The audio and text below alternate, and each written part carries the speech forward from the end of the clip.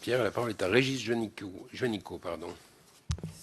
Oui, merci, Monsieur le Président. Moi, Monsieur le Ministre, j'aimerais souligner les avancées et les nouveaux droits ouverts par ce budget 2014 pour les anciens combattants.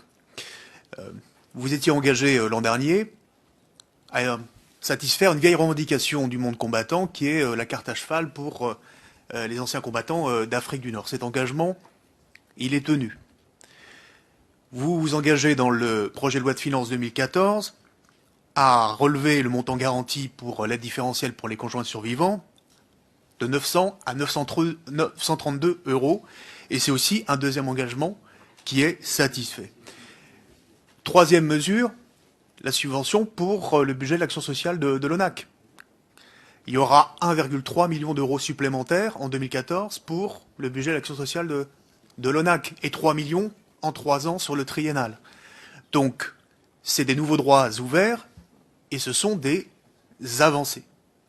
Alors, on parle beaucoup depuis tout à l'heure, effectivement, du taux de majoration spécifique pour les rentes mutualistes.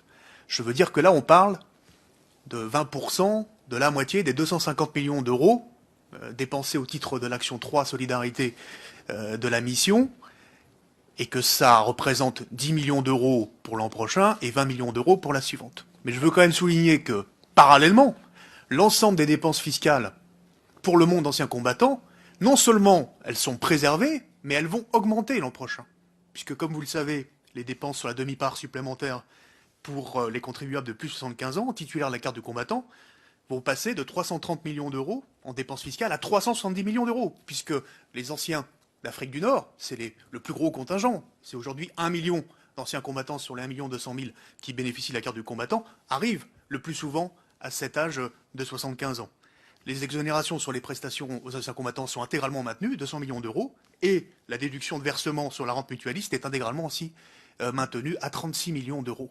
Donc les dépenses fiscales vont augmenter de 566 millions d'euros à 606 millions d'euros. On ne peut pas dire, là, grâce à ce maintien intégral des dépenses fiscales, qu'il n'y a pas un effort et un signe très clair donné aux anciens combattants. Ma question porte, et je termine par là, sur la question de l'éventuelle extension et élargissement de l'aide différentielle aux conjoints survivants aux anciens combattants eux-mêmes les plus démunis.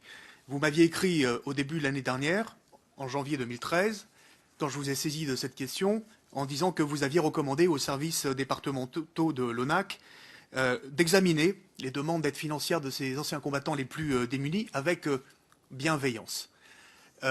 Est-ce que vous pouvez nous confirmer que c'est une réflexion qui est en train de se poursuivre pour que nous puissions disposer effectivement d'aides qui pourraient effectivement maintenant systématiquement bénéficier aux anciens combattants les plus démunis, en plus des veuves et des conjoints survivants pour l'aide différentielle?